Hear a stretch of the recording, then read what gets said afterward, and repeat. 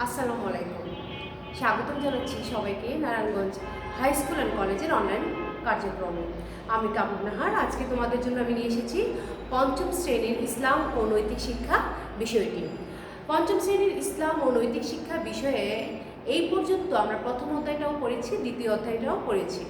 প্রতিটা অধ্যায়েই আমরা দুই ভাগে বিভক্ত করে পড়েছি। প্রথম অংশগুলো পড়েছি, তার ধারাবাহিকতায় আজকে তৃতীয় অধ্যায় এবং তৃতীয় অধ্যায়টিকেও আমরা কয়েকটি ভাগে ভাগ করেছি। আজকে আমরা প্রথম অংশ নিয়ে পড়াশোনা করব। চলো তাহলে দেখে আসি প্রথম অংশের আজকে আমরা কি নিয়ে পড়াশোনা করব।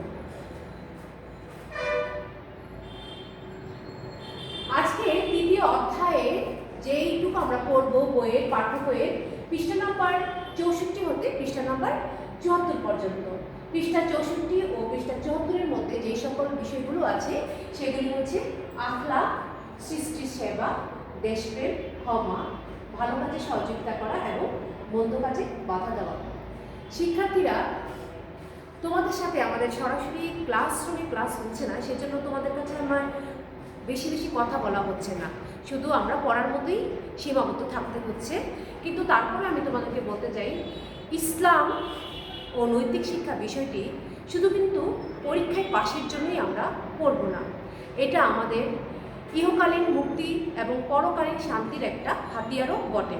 সেজন্য শুধু পরীক্ষায় পাশ করার উদ্দেশ্যে তোমরা পড়বে না, জীবনে প্রতি ক্ষেত্রে এটাকে কাজে লাগাবার উদ্দেশ্য নিয়ে এটা পাঠ করবে এবং খুবই মনোযোগের সাথে পাঠ করবে। এই বিষয়টি নিয়ে অবহেলা করার কোনো অবকাশ নেই। তাহলে চলো আমরা মূল পাঠে চলে যাই। আখলাক বা চরিত্র ও নৈতিক মূল্যবোধ, এটা এমনই একটি গুরুত্বপূর্ণ বিষয়।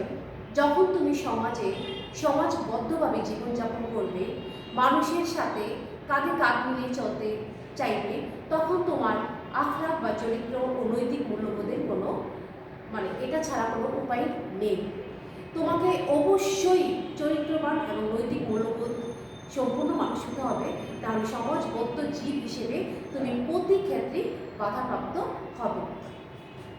তাহলে প্রথমেই আমরা জানি আখলাক কি। আখলাক একটি আরবি শব্দ, যার বাংলা অর্থ স্বভাব ও চরিত্র। স্বভাব ও চরিত্রকেই আরবিতে আখলাক বলে। চরিত্র ভালো হলে জীবন সুন্দর হয়, সকলে তাকে ভালোবাসে, সকলে তাকে শ্রদ্ধা করে। আর চরিত্র খারাপ হলে জীবন অসুন্দর হয়, সকলে তাকে ঘৃণা করে, কেউ তাকে ভালোবাসে না। শিক্ষককে ভালো চরিত্রগুলোর মধ্যে কি আছে? যার চরিত্র সুন্দর এবং আচরণ ভালো, সে কি করে? সে সদা সত্য কথা বলে, পিতা মাতার কথা শুনে, শিক্ষককে সম্মান করে, সৃষ্টির সেবা করে, জাতীয় সম্পদ রক্ষা করে, সকলের সাথে ভালো ব্যবহার করে। জাতীয় সম্পদ কি? জাতীয় সম্পদ হচ্ছে গ্যাস, বিদ্যুৎ, পানি। যে চরিত্রবান, যার মধ্যে নৈতিক মূল্যবোধ আছে, সে শুধু বাসার কলটা ছেড়ে রাখবে না, শুধু ফ্যান এবং লাইটটা জ্বালিয়ে রাখবে না, অবশ্যই প্রয়োজনের অতিরিক্ত এগুলো ব্যবহার করবে না, প্রয়োজন শেষ হয়ে গেলে এগুলো বন্ধ করে দেবে। এভাবেই আমরা জাতীয় সম্পদটাকে রক্ষা করতে পারি। আর সৃষ্টির সেবা, আল্লাহ তাআলা অনেক কিছু সৃষ্টি করেছেন যেগুলো কিনা আমাদের প্রয়োজনের জন্যই। এই আমাদের প্রয়োজনে সৃষ্টি করেছেন পশু পাখি, গাছপালা, এগুলা সব কিছু তার এই সৃষ্টির সেবা করলে আমাদের অনেক উপকার হবে এবং এটা আমাদের নৈতিক মূল্যবোধের একটি অংশ। আমাদের আশেপাশে যা কিছু আছে সব কিছুর প্রতি খেয়াল রাখা এবং কোনো কিছু নষ্ট না করা। যার চরিত্র সুন্দর নয় এবং আচরণ মন্দ, সে কি করে? কিভাবে বুঝবো যে এই লোকের চরিত্রটা খারাপ? সে মিথ্যা কথা বলে, পিতা মাতার কথা শোনে না, মানুষের সাথে খারাপ ব্যবহার করে, জাতীয় সম্পদ রক্ষা করে না, সৃষ্টির সেবা করে না। রাস্তা দিয়ে হাঁটছে, একটা গাছ পেল, গাছের ডালটা ভেঙে নিয়ে গেল, কিংবা দেয়ালের মধ্যে দাগিয়ে চলে গেল। ছোট একটা বিড়ালের বাচ্চা দেখলো, ওটাকে লাথি মারলো, কুকুরটাকে দেখলো, ওটাকে একটা ঢিল মারলো। এটা যারা করে তারা সৃষ্টির সেবা করে না। এবং দেখা গেল সে ঘরে নাই, অথচ ফ্যানটা চলছে তো চলছে, সে ঘরে নাই, লাইটটা চলছে। বাথরুমে গেল, কলটা ছেড়ে রাখলো, কোনো দরকার নেই। এটাকে জাতীয় সম্পদ রক্ষা বলে না। যার নৈতিক মূল্যবোধ নেই সেই শুধু এই কাজগুলো করে। আর পিতা মাতা বলে যে কাজ করতে বলে সে কাজ করে না। সে পিতা মাতার সাথে উচ্চ সুরে কথা বলে, ধমকের সুরে কথা বলে, শিক্ষককে মান্য করে না। যার আচরণ, যার চরিত্র ও আচরণ সুন্দর, তার সাথে কিরকম হয়, তাকে সবাই ভালোবাসে। বয়সে বড় হলে সবাই তাকে সম্মান করে, শ্রদ্ধা করে, আর বয়সে ছোট হলে সবাই তাকে আদর করে, স্নেহ করে, সবাই বলে তার চরিত্র ভালো, সে উত্তম লোক। মহানবী সাল্লাল্লাহু আলাইহি ওয়াসাল্লাম বলেছেন, তোমাদের মধ্যে সর্বোত্তম সেই লোক যার চরিত্র সবচেয়ে সুন্দর। যার চরিত্র সুন্দর নয়, আচরণ ভালো নয়, কেউ তাকে ভালোবাসে না, শ্রদ্ধা করে না, আদর ও স্নেহ করে না, সবাই তাকে ঘৃণা করে, অবিশ্বাস করে, কেউ তাকে সাহায্য ও সহযোগিতা করে না। এখন চলো আমরা একটা নৈতিক আদর্শের গল্প শুনে আসি। ইসলামের যে বিখ্যাত লোক সে হচ্ছে আব্দুল কাদের জিলানী রহমতুল্লাহ আলাইহি। সে ছিল বিশাল জ্ঞানী গুণী মহাপুরুষ। ছোটবেলায় সে শিক্ষার উদ্দেশ্যে বাগদাদ রওনা দিল। তো আগেকার দিনে কিন্তু প্লেন ছিল না, ট্রেন ছিল না, বাস ট্রাক কিছুই ছিল না। তখন কি করতো, মরুভূমি রাস্তা দিয়ে মানুষ দল হিসেবে যেত। একা একা যাওয়াটা খুবই বিপদের ছিল, সেজন্য দল সংগঠিত হয়ে তখন দলে দলে যেত। ওই দলগুলোকে তখন কাফেলা বলতো। সেরকমই একটি কাফেলার সাথে আব্দুল কাদের জিলানী রহমতুল্লাহ আলাইহি বাগদাদ শহরের পথে রওনা দিল। তো পথির মধ্যে তাদের এই কাফেলা দলকে ডাকাত আক্রমণ করলো। ডাকাত একে একে করে সবার জিনিসপত্র তল্লাশি করলো এবং সবার থেকে যা কিছু মূল্যবান জিনিস ছিল সব কিছু কেড়ে নিয়ে গেল। তারপরে এলো আব্দুল কাদের জিলানী রহমতুল্লাহ আলাইহির বেলা। তখন ডাকাত দলের লোকেরা তাকেও বলল, হে বালক, তোমার কাছে কি আছে, তুমি সেগুলো বের করে দাও। তারপরে হযরত আব্দুল কাদের জিলানী মোটেই ভয় পেলেন না, কারণ তিনি যখন বাগদাদ রওনা দিলেন তখন তার মা একটি উপদেশ তাকে দিয়েছিল যে, হে বালক, তুমি সদা সত্য কথা বলবে এবং কখনোই কোনো পরিস্থিতিতে তুমি মিথ্যা কথা বলবে না। মায়েরই আদেশ ছিল তার কাছে অনেক অর্থবহ, সে যে কোনো মূল্যে তার মায়ের আদেশকে রক্ষা করবে, এমনই তার মনোবল, এমনই তার মূল্যবোধ। এটাকেই কিন্তু মূল্যবোধ বলে। তারপরে সে ডাকাত দলের লোককে বলল যে, হ্যাঁ, আমার কাছে 40টি সোনার মুদ্রা আছে, যেটা রওনা দেওয়ার সময় মা তার জামার আস্তিনের মধ্যে সেলাই করে দিয়েছিলেন, যেটা ডাকাত দলের পক্ষে কখনোই বের করা সম্ভব ছিল না। কিন্তু যেহেতু তাকে মিথ্যা বলতে না করা হয়েছে, সেহেতু সে সত্য স্বীকার করলো এবং বলল যে, আমার জামার আস্তিনে আমার মা 40টি সোনার মুদ্রা সেলাই করে দিয়েছেন। তখন ডাকাত দলের লোকেরা সবাই অবাক হয়ে গেল যে, এটা তো আমরা কখনই খুঁজে পেতাম না, তুমি তো মিথ্যা বললেই পারতে যে তোমার কাছে কিছু ছিল না। সে বলছে, না, আমি কেন মিথ্যা বলবো, সত্য কথা বলতে আমার মা বলেছে, অতএব আপনাদের ভয়ে মিথ্যা বলার কোনো কারণ আমি দেখছি না। একথা শুনে তো ডাকাত দলের সর্দার সহ সবার চোখ খুলে গেল এবং তারা বালকের সত্যবাদিতা দেখে তখনই ইসলাম ধর্ম গ্রহণ করলো এবং ডাকাতি পেশা থেকে বেরিয়ে আসলো। সুবহানাল্লাহ, খুবই ভালো একটি গল্প। আমরাও সত্য কথা বলবো। তাহলে দেখো, চরিত্র সুন্দর ও আচরণ ভালো করতে হলে আমরা কি কি করব? এটা কিন্তু তোমাদের একটা বড় প্রশ্নও বটে। তোমরা একটু খেয়াল করে নাও। আল্লাহর ইবাদত করব, পিতা মাতার কথা শুনব, শিক্ষককে সম্মান করব, সত্য কথা বলবো, সৃষ্টির সেবা করব, জাতীয় সম্পদ রক্ষা করব, মানবাধিকার ও বিশ্ব ভ্রাতৃত্ব গড়ে তুলব। আমরা কতগুলো মন্দ আচরণ থেকে দূরে থাকবো? এ ধরনের একটা প্রশ্ন থাকতে পারে যে আমরা কি কি মন্দ আচরণ থেকে দূরে থাকবো। যেমন, আমরা মিথ্যা কথা বলবো না, ঝগড়া বিবাদ করবো না, হিংসা করবো না, চুরি ডাকাতি করবো না, ধূমপান করবো না, দেশের ও জনগণের ক্ষতি করবো না, আল্লাহর ইবাদত ভুলবো না, কটু কথা বলবো না। ঠিক আছে শিক্ষার্থীরা? তাহলে আমরা পরের বিষয়ে চলে যাচ্ছি। পরের বিষয় হচ্ছে সৃষ্টির সেবা। আল্লাহ তাআলা সৃষ্টি করেছেন মানুষ, জীবজন্তু, পশু পাখি, কীটপতঙ্গ। তিনি সৃষ্টি করেছেন চাঁদ, সূরজ, গ্রহ তারা, নদী নালা, পাহাড় পর্বত, গাছপালা এবং আরো অনেক কিছু। আল্লাহর এই সব সৃষ্টির মধ্যে মানুষ সবার সেরা। আল্লাহর সকল সৃষ্টির মধ্যে সৃষ্টির সেরা হচ্ছে আমরা মানুষরা। এই জন্য আর আল্লাহ যা কিছু সৃষ্টি করেছেন সব কিছু কিন্তু আমাদের প্রয়োজনে সৃষ্টি করেছেন।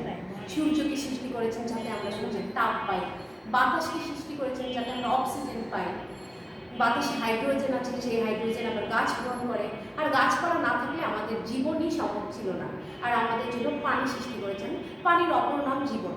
এই সবগুলোই কিন্তু আমাদের প্রয়োজনে সৃষ্টি করেছেন। সুতরাং আমাদের উচিত এই সবগুলারই কি করা? যত্ন নেওয়া। আর এই আল্লাহর সৃষ্টি সমস্ত জিনিসেরকে যত্ন করাকেই কিন্তু সৃষ্টি সেবা বলে। যারা আল্লাহর সৃষ্টির প্রতি দয়া দেখায় না এবং সৃষ্টির সেবা দয়া দেখায় এবং সৃষ্টির সেবা করে, আল্লাহ তাদের প্রতি সন্তুষ্টি হন, খুশি হন, তাদের ভালোবাসেন, তাদের উপর রহমত বর্ষণ করেন। মহানবী সাল্লাল্লাহু বলেছেন, পৃথিবীতে যা কিছু আছে তাদের প্রতি দয়া দেখাও, আল্লাহ তোমাদের প্রতি দয়া করবেন। এটা একটা প্রশ্ন আছে শিক্ষার্থীরা যে সৃষ্টির সেবা সম্পর্কে মহানবী সাল্লাল্লাহু আলাইহি ওয়াসাল্লাম কি বলেছেন? মহানবী সাল্লাল্লাহু আলাইহি ওয়াসাল্লাম বলেছেন, পৃথিবীতে যা কিছু আছে তাদের প্রতি দয়া দেখাও, আল্লাহ তোমাদের প্রতি দয়া করবেন। এক্ষেত্রে তোমরা আরবিটা লিখতে হবে না, আর তোমরা যদি ইচ্ছা করে লিখতে চাও তাহলে কোনো সমস্যা নেই। আমরা আল্লাহর ইবাদতের পর আমাদের প্রথম দায়িত্ব হচ্ছে মানুষের সেবা করা, আল্লাহর সকল সৃষ্টির সেবা করা। আমরা একে অপরের প্রতি দয়া দেখাবো, সহানুভূতিশীল হব।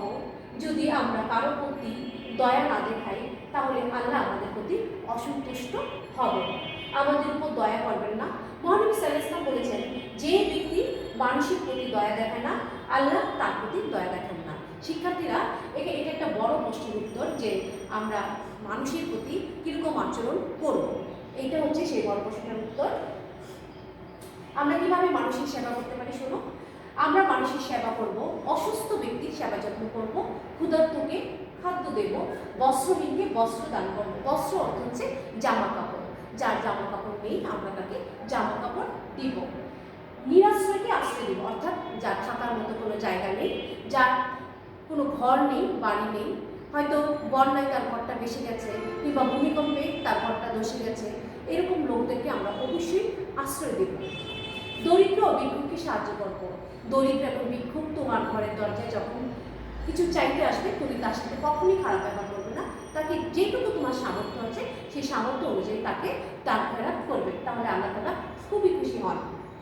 বেকার লোকদের কাজের ব্যবস্থা করে দেব, যাদের সামর্থ্য আছে। মনে করো তোমার বাবার একটি ফ্যাক্টরি আছে কিংবা বড় একটা অফিস আছে, সেখানে যদি তুমি কোনো বেকার ভাই বোনদেরকে পাও তাহলে তাদেরকে কাজের সুযোগ করে দেবে, এতেও আল্লাহ অনেক খুশি হবেন।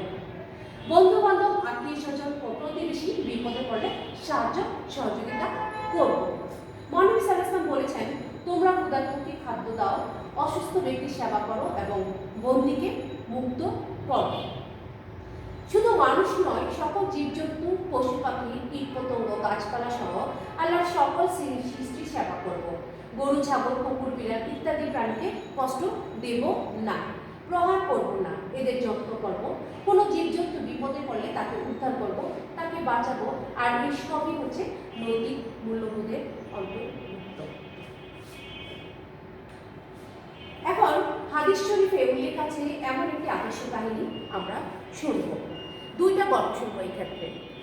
এখানে আল্লাহ তাআলার সৃষ্টি করেছেন পশু পাখি, যেগুলো কিন্তু আমরা গরু, যেমন গরুকে আমরা ব্যবহার করি, গরুর মাংস আমরা খাই, ছাগলের মাংস আমরা খাই, এদের থেকে আমরা দুধ গ্রহণ করি এবং সেই দুধগুলো আমরা অনেক কাজে লাগে। সেরকম হাঁস মুরগিও আমরা খাই, কিন্তু কুকুর বিড়াল আমাদের জন্য হালাল নয়, কিন্তু এটা কিন্তু আল্লাহ সৃষ্টি করেছেন।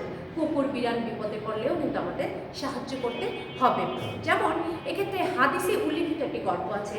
একদা এক মহিলা, যে কিনা জীবনে অনেক অনেক অনেক পাপ করেছিল, সে রাস্তা দিয়ে হেঁটে যাচ্ছে, তো পথে সে দেখলো একটা কুকুর খুবই অসুস্থ। সে এত বেশি পানির পিপাসায় অস্থির যে সে কুকড়ে কুকড়ে কাঁপছে এবং মনে হচ্ছে কুকুরটা এখনই মারা যাবে। মহিলা সেটা দেখলো এবং সে তার সামনে ছিল কূপ, সেই কূপ থেকে সে পানি তুললো এবং কুকুরটাকে সে পানি পান করালো এবং সুস্থ করলো। আল্লাহ তাআলা মহিলাকে দেখলো, কুকুরটার প্রতি যে একটি সেবা, এই সেবা দেখে আল্লাহ তাআলা তার উপর অনেক বেশি খুশি হলো এবং তার জীবনে যত সে পাপ করেছিল সবগুলো পাপ সে ক্ষমা করে দিল। এবং সে যখন তার সকল পাপ ক্ষমা হয়ে যাবে, তখন অবশ্যই সে জান্নাতবাসী হবে। এরকম আরেকটি গল্প, তোমাদের বয়সী একটা পঞ্চম শ্রেণীর ছাত্র ফুয়াদ, সে রাস্তা দিয়ে যাচ্ছিল। মনে করো তুমিও রাস্তা দিয়ে যাচ্ছ, তুমি দেখলে একটা গাড়োয়ান, অর্থাৎ যে ঠেলা গাড়ি চালায় তাকে গাড়োয়ান বলে, সেই ঠেলা গাড়ি মানে গরুর উপরে যে গাড়িটা হয় সেরকম গরু চালিত যান, এরকম একটা যানে করে সে অনেকগুলা গাছের ঢাল কিংবা কাঠ বহন করে নিয়ে যাচ্ছিল। এত বেশি মালপত্র ছিল যে গাড়িটা একটা গর্ত পড়ে যায় এবং কিছুতেই সে পশুগুলা, গরুগুলা গাড়িটাকে টেনে তুলতে পারছিল না। ফুয়াদ সেটা দেখলো এবং সে নিজে গিয়ে সেই গাড়িটাকে ধাক্কা দিয়ে সেই গর্ত থেকে তুলে দিল এবং গাড়োয়ানকে বলল, চাচা, এই পশুগুলার কিন্তু কোনো কথা বলতে পারে না, এদের কষ্টের কথা এরা জানাতে পারে না, কিন্তু তারা কষ্ট পায়, তাহলে তারা বহন করতে পারে অতটুকু বোঝাই তাদের উপর দেন, তাদের উপর অতিরিক্ত বোঝা চাপিয়ে দেন না। গাড়োয়ান বালকের এই কথা শুনে খুব খুশি হলো এবং সে তার কথা মতো পরবর্তী সময়ে পশুদেরকে বেশি বোঝা দিল না, এবং আল্লাহ তাআলাও কিন্তু সেই ছেলেটির উপর অর্থাৎ ফুয়াদের উপর অনেক খুশি হয়েছিল। তোমরাও যখন রাস্তাঘাটে এরকম কিছু দেখবে অবশ্যই তোমরা এগিয়ে যাবে। তাহলে চলো পরের ধাপে চলে যাই।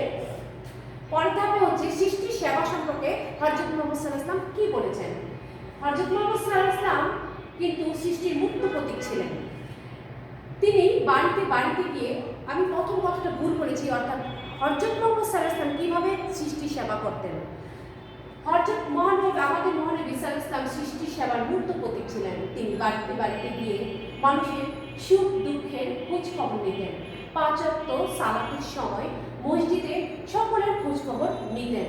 তিনি শুধু মানব জাতির কল্যাণকামী ছিলেন না, বরং আল্লাহর সকল সৃষ্টির প্রতি সর্বদা তিনি সদয় ছিলেন।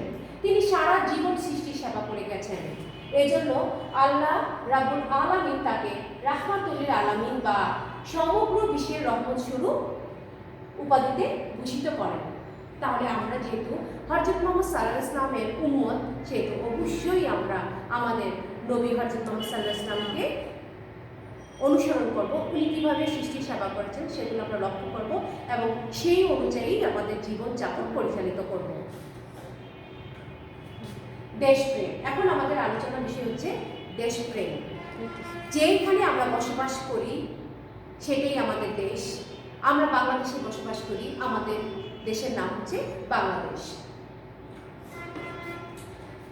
দেশপ্রেম অর্থ হচ্ছে দেশকে ভালোবাসা, স্বদেশকে ভালোবাসা, জন্মভূমিকে ভালোবাসা, নিজের দেশের উন্নতির চেষ্টা করা এবং শত্রুর আক্রমণ থেকে দেশকে রক্ষা করার নামই দেশপ্রেম।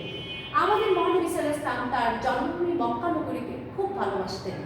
মক্কার লোকজনকে মনে প্রাণে ভালোবাসতেন। তিনি মক্কাবাসীকে সত্য ও ন্যায়ের পথে আসার আহ্বান জানিয়েছিলেন।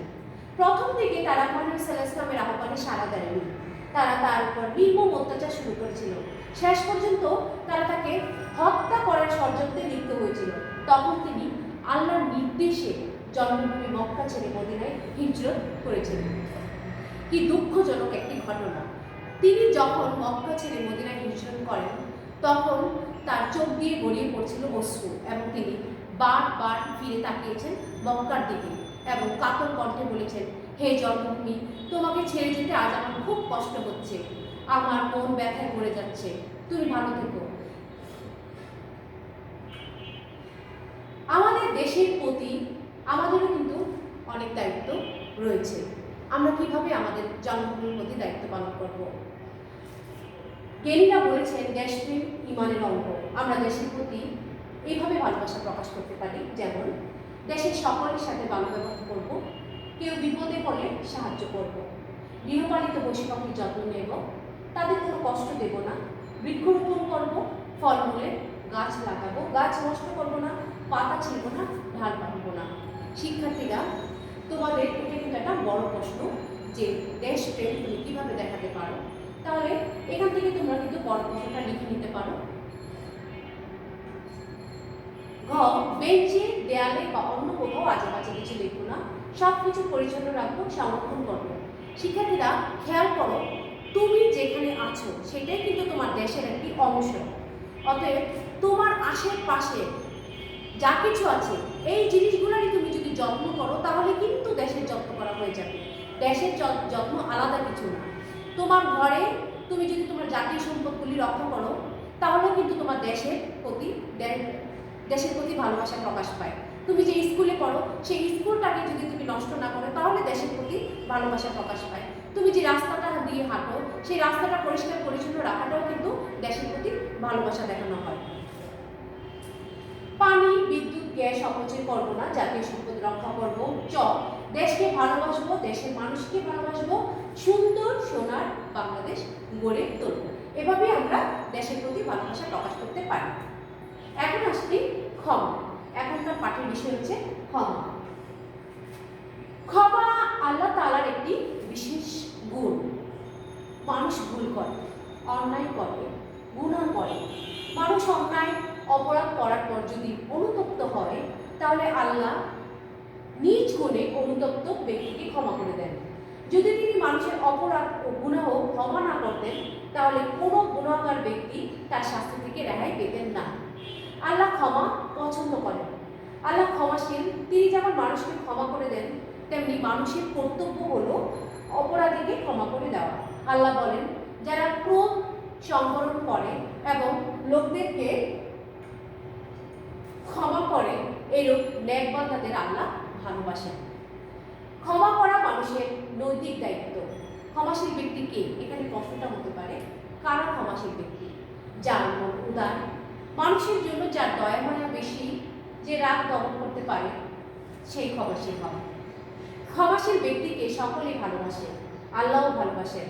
এই ধরনের লোকদের জন্য আল্লাহ পুরস্কার ঘোষণা করেছেন। আল্লাহ বলেছেন, যে ক্ষমা করলো, ঝগড়া বিবাদ মীমাংসা করে দিল, তার জন্য আল্লাহর কাছে পুরস্কার রয়েছে। তাহলে শিক্ষার্থীরা, আমরা অবশ্যই আমাদের বন্ধু বান্ধব কিংবা প্রতিবেশী যাদের সাথে আমাদের ঝগড়া লাগবে, তাদেরকে কিন্তু আমরা ক্ষমা করে দেব।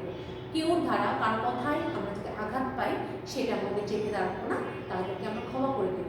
কারণ ক্ষমা আল্লাহ তাআলার বিশেষ একটি গুণ, এবং আল্লাহ তাআলা আমাদেরকে বলেছেন, আল্লাহর গুণে নিজেকে গুণান্বিত কর।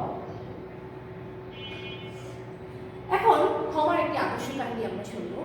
আমরা তো আগে থেকেই জেনেছি যে হযরত মুহাম্মদ সাল্লাল্লাহু আলাইহি সাল্লামের সারাটি জীবনই ছিল ক্ষমার উজ্জ্বল দৃষ্টান্তে ভরপুর। সেরকমই একটি কাহিনীটা। মক্কা ছেড়ে, মক্কায় যখন হযরত মুহাম্মদ সাল্লাল্লাহু আলাইহি সাল্লাম বসবাস করতেন, হিজরতের পূর্বের ঘটনা একটি। তিনি মক্কায় যখন তার আহ্বানে কেউ সাড়া দিচ্ছিলেন না, কেউ ইসলাম গ্রহণ করছেন না, তাকে নানাভাবে উত্তপ্ত করছেন, তাকে নানাভাবে নির্যাতন করছেন, তখন আল্লাহর আদেশে তার পালিত পুত্র যায়েদ রাদিয়াল্লাহু আনহুকে নিয়ে তিনি তায়েফ গমন করলেন ইসলাম প্রচারের উদ্দেশ্যে। কিন্তু তায়েফবাসীদের আচরণও ছিল কিন্তু মক্কার মতোই। তারা মোটেই হযরত মুহাম্মদ সাল্লাল্লাহু আলাইহি ওয়াসাল্লামের কথা শুনেন তো নাই, তাকে পস্ত রাখা অর্থাৎ পাথর, বড় বড় পাথর দিয়ে তাকে ঢিল মেরেছিল, এবং এত বেশি পরিমাণ ঢিল মেরেছিল যে তার সম্পূর্ণ দেহ এবং তার পুত্র যায়েদ রাদিয়াল্লাহু আনহুরও সম্পূর্ণ দেহ একেবারে রক্তে রাঙিয়ে গিয়েছিল, এবং তাদের পায়ের জুতো যে পড়েছিল সেই জুতোগুলো রক্তে ভরে গিয়েছিল, পা আটকে গিয়েছিল জুতোর মধ্যে। এই অবস্থা, কোনো রকম তারা প্রাণে বেঁচে এসেছিল তায়েফ থেকে। তারপরেও কিন্তু সে একবারের জন্য ওই তায়েফবাসীর জন্য আল্লাহর কাছে তাদের জন্য বদদোয়া দেননি। তিনি বরং আল্লাহর কাছে দোয়া করেছেন, হে আল্লাহ, তারা অবুঝ, তারা বোঝে না, তুমি তাদেরকে ক্ষমা করে দিও।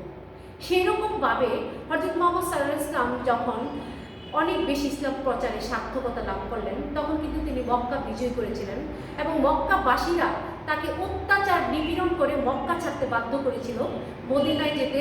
তখন তিনি মক্কাবাসীদের অত্যাচারে মদিনায় হিজরত করেছিলেন। মক্কা বিজয়ের পরে কিন্তু তিনি মক্কাবাসীদেরকেও সম্পূর্ণ বিনা শর্তে ক্ষমা করে দিয়েছিলেন। মক্কাবাসীরা তার এই ক্ষমা দেখে, তার এই মহানুভবতা দেখে তখন দলে দলে ইসলাম ধর্ম গ্রহণ করেছিল। তাহলে আমরা আর কি, আমাদের সাথে তো আমাদেরকে এত নির্যাতন তো আর কেউ করে না, তাহলে আমরাও কিন্তু মুহাম্মদ সাল্লাল্লাহু আলাইহি ওয়াসাল্লামের মতো ক্ষমাশীল হব। এখন আমরা চলে যাব ভালো কাজে সহযোগিতা করা এবং মন্দ কাজে বাধা দেওয়া, এই বিষয়টির উপর পড়াশোনা করতে। ছোট বড় যত সদাচার এবং সৎ কাজ, এই সবই কিন্তু ভালো কাজের অন্তর্ভুক্ত। যেমন গরিব অসুস্থদেরকে সেবা প্রতিষ্ঠান তৈরি করা, তাদের স্বাবলম্বনের জন্য শিক্ষা, চিকিৎসা এবং বাসস্থানের ব্যবস্থা করা, রাস্তাঘাট মেরামত ও তৈরি করা, এইসব কিন্তু ভালো কাজ। এইসব ভালো কাজ কিন্তু একে অপরের সহযোগিতায় করতে হয়, এগুলো একা একা করা যায় না। এই জন্য এই সমস্ত ভালো কাজে যারা যখনই এগিয়ে যাবে আমরা তাদেরকে সহযোগিতা করব। যদি এলাকায় রাস্তাঘাট না থাকে তাহলে কিন্তু যাতায়াত ও চলাফেরার খুব অসুবিধা হয়। তখন কি করবে? তখন আমরা এলাকার রাস্তাঘাট তৈরি করতে অপরকে সাহায্য করব। খাল ও পানির নালার উপরে পুল ও সাঁকো না থাকলে সেই পুল ও সাঁকো তৈরি করতেও আমরা একে অপরকে সহযোগিতা করব। সকলে মিলে রাস্তাঘাট, পুল, সাঁকো তৈরি করব, একে অপরকে সহযোগিতা করব, তাহলে কোনো কাজ সম্পূর্ণ করতে অসুবিধা হয় না। যেমন ধরো তোমার এলাকায় তুমি একটি সবাই তোমার যে সমবয়সী বন্ধু বান্ধব আছে সেই বন্ধু বান্ধব কিন্তু বড় ভাইদের উপর নিতে পারো। তুমি একটি গ্রন্থাগার স্থাপন করতে পারো যেখানে তোমরা নিজেদের ঘর থেকে পুরানো বই দিয়েও সেই গ্রন্থাগারটা সাজাতে পারো। সেখানে যারা গরিব, দুস্থ, দরিদ্র লোকজন আছে তারা কিন্তু বই কিনে পড়ার সামর্থ্য তাদের নেই, তারা সেই গ্রন্থাগারে এসে বই পড়তে পারে। তুমি যখন দেখবে তোমার এলাকার খালি জায়গা পড়ে আছে সেখানে কিন্তু তুমি তোমার বয়সীদের কিংবা বড় ভাইদেরকে সঙ্গে নিয়ে সেখানে গাছপালা রোপণ করতে পারো এবং সপ্তাহে তুমি কিছু দিন নির্বাচন করতে পারো। সেই দিনে কিন্তু পাড়ার সবাই মিলে তোমরা রাস্তাঘাট পরিষ্কার পরিচ্ছন্ন করতে পারো, ডাস্টবিন নির্মাণ করতে পারো, সেখানে এলাকার সমস্ত ময়লাগুলো জড়ো করতে পারো। এইভাবে কিন্তু তোমরা সকলে মিলে ভালো কাজ করতে পারো। এখন দেখো আমরা মন্দ কাজ সম্পর্কে জানবো। মন্দ কাজে আমরা কখনো একে অপরকে সহযোগিতা করবো না। যেমন খারাপ ও অসৎ কাজে কিন্তু মন্দ কাজ, সেটা যেই কাজই হোক খারাপ ও অসৎ কাজকেই মন্দ কাজ বলে। যেমন কোনো কিছু চুরি করা, ছিনতাই করা, ঝগড়া ও মারপিট করা ইত্যাদি, এগুলোকে মন্দ কাজ বলে। এইসব মন্দ কাজে কখনো আমরা একে অপরকে সহযোগিতা করব না। মন্দ কাজে বাধা দিতে হয়। যদি আমাদের কোনো সহপাঠী বই, খাতা কিংবা পেন্সিল চুরি করে, শ্রেণীকক্ষের মধ্যে হইচই ও গণ্ডগোল করে, এগুলো কিন্তু মন্দ কাজ। কোনো কিছু দিয়ে বেঞ্চে কোনা কাটে, দেয়ালে কালির দাগ লাগায়, তাহলে আমরা এইসব মন্দ কাজে তাকে বাধা দেব। এগুলো করতে নিষেধ করবো। যদি সে তোমাদের নিষেধ না মানে তাহলে তোমরা শিক্ষকের কাছে তার নামে বিচার দিতে পারবে এবং শিক্ষক তাকে এইসব মন্দ কাজ করতে বিরত করবেন, তাকে বুঝাবেন। মন্দ কাজ সম্পর্কে মহানবী সাল্লাল্লাহু আলাইহি ওয়াসাল্লাম বলেছেন, তোমাদের মধ্যে যদি কেউ, এটা একটা বড় প্রশ্ন, শিক্ষার্থীরা এটা একটা বড় প্রশ্ন, তোমরা এটা লিখে নিতে পারো। মন্দ কাজ সম্পর্কে হযরত মুহাম্মদ সাল্লাল্লাহু আলাইহি ওয়াসাল্লাম বলেছেন, তোমাদের মধ্যে যদি কেউ কাউকে মন্দ কাজ করতে দেখে তাহলে সে যেন নিজের শক্তি দিয়ে তাকে বাধা দেয়, আর যদি সে শক্তি দিয়ে তাকে বাধা দিতে অপারগ হয় তাহলে উপদেশের মাধ্যমে যেন তাকে সংশোধন করে, আর যদি তাও না পারে তাহলে সে যেন তার প্রতি ঘৃণা প্রকাশ করে। আর এটাই কিন্তু দুর্বল ইমানের পরিচয়, মানে মনে মনে ঘৃণা করাটা দুর্বল ইমানের পরিচয়। তুমি যদি সবল এবং শক্তিশালী ইমানের হও তাহলে তুমি কিন্তু তাকে সরাসরি সেই কাজে বাধা দিবে, এটা হচ্ছে সবল ইমানের পরিচয়। কিন্তু যেভাবেই হোক তোমাকে বাধা দিতেই হবে। আল্লাহ তাআলা বলেছেন মন্দ কাজ সম্পর্কে, তোমরা ভালো ও সৎ কাজে একে অপরকে সহযোগিতা করো আর মন্দ ও পাপ কাজে একে অপরকে অসহযোগিতা করো। তাহলে আমাদের রিডিং অংশটুকু শেষ। এই অংশটুকু থেকে আমরা যে শূন্যস্থান গ্রুপগুলি তৈরি করেছি সেগুলি একটু করে নাও। দেখো তোমরা খাতায় এটা তৈরি করে নাও এবং উত্তরটা তোমরা নিজেরা লিখো, পরে আমি উত্তরটা বলে দেবো, তোমরা মিলিয়ে নেবে। এক নম্বর আছে, যার আচরণ ভালো সে সকলের সাথে ভালো বেশ করে। কি করে? সকলের সাথে ভালো ব্যবহার করে। মানুষ আল্লাহর সকল সৃষ্টির প্রতি দেশ দেখাবে। মানুষ আল্লাহর সকল সৃষ্টির প্রতি দয়া দেখাবে। দেশপ্রেম, দেশঅঙ্গ। দেশপ্রেম এটা পড়েছি আমরা, দেশপ্রেম হচ্ছে ইমানের অঙ্গ। হিজরতের সময় মহানবী সাল্লাল্লাহু আলাইহি ওয়াসাল্লাম তার জন্মভূমি দেশ অত্যন্ত কষ্ট পেয়েছিলেন। তার জন্মভূমি মক্কা নগরী ছেড়ে যেতে অত্যন্ত কষ্ট পেয়েছিলেন। তাহলে এখানে আমরা চারটি শূন্যস্থান পূরণ করে নিলাম। যার আচরণ ভালো সে সকলের সাথে ভালো ব্যবহার করে, মানুষ আল্লাহর সকল সৃষ্টির প্রতি দয়া দেখাবে, দেশপ্রেম ইমানের অঙ্গ, হিজরতের সময় মহানবী সাল্লাল্লাহু আলাইহি ওয়াসাল্লাম তার জন্মভূমি মক্কা নগরী ছেড়ে যেতে অত্যন্ত কষ্ট পেয়েছিলেন। সততা মানুষকে মুক্তি দেয়, সততা মানুষকে দেশ দেয়, সততা মানুষকে মুক্তি দেয়। মায়ের পায়ের নিচে সন্তানের জান্নাত, চেষ্টা ও শ্রম সাফল্যের চাবিকাঠি। এখানে আমি লিখে দিয়েছি লাল কালি দিয়ে, তোমরা একটু খাতা তুলে নাও। সংক্ষিপ্ত প্রশ্নগুলি পড়ব। মহানবী সাল্লাল্লাহু আলাইহি ওয়াসাল্লাম সুন্দর চরিত্র সম্পর্কে কি বলেছেন? মহানবী সাল্লাল্লাহু আলাইহি ওয়াসাল্লাম সুন্দর চরিত্র সম্পর্কে বলেছেন, তোমাদের মধ্যে সর্বোত্তম সেই লোক যার চরিত্র সবচেয়ে সুন্দর। 2 নম্বর প্রশ্ন, সৃষ্টির সেবা কাকে বলে? আল্লাহর সকল সৃষ্টির প্রতি দয়া দেখানো ও সহানুভূতি প্রদর্শন করাকে সৃষ্টির সেবা বলে। 3 নম্বর, মহানবী সাল্লাল্লাহু আলাইহি ওয়াসাল্লাম মক্কাবাসীদের কিসের আহ্বান জানিয়েছিলেন? মহানবী সাল্লাল্লাহু আলাইহি ওয়াসাল্লাম মক্কাবাসীদের সত্য ও ন্যায় পথে চলার আহ্বান জানিয়েছিলেন। শিক্ষার্থীরা তোমরা খেয়াল করে দেখবে আমরা এই সবগুলো প্রশ্ন কিন্তু রিডিংয়ে মাত্র পড়েছি। 4 নম্বর, ক্ষমাশীল ব্যক্তি কাকে? যার মন উদার, মানুষের জন্য যার দয়া মায়া বেশি, যে রাগ দমন করতে পারে, তিনি ক্ষমাশীল ব্যক্তি। মন্দ কাজ কাকে বলে?